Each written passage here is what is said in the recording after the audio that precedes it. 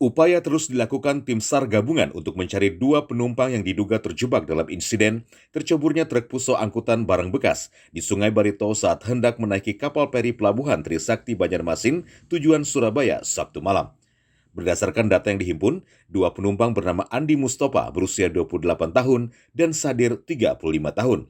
Hingga saat ini tim SAR gabungan terkendala dalam proses pencarian karena cuaca dan arus deras Sungai Barito.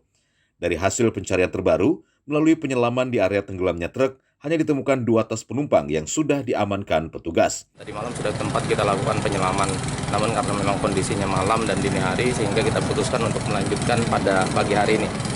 Setelah kita lakukan penyisiran, tidak ditemukan tanda-tanda keberadaan korban yang bersangkutan. Kami hanya menemukan dua buah tas dari penumpang yang saat ini telah diamankan oleh pihak kepolisian. Ada 9 penumpang termasuk supir yang berada dalam truk saat kejadian. 7 diantaranya selamat dengan kondisi luka hingga patah tulang. Evakuasi akan terus dilakukan, salah satunya dengan mengangkat badan truk tenggelam menggunakan 2 unit kren pengangkut milik Pelindo.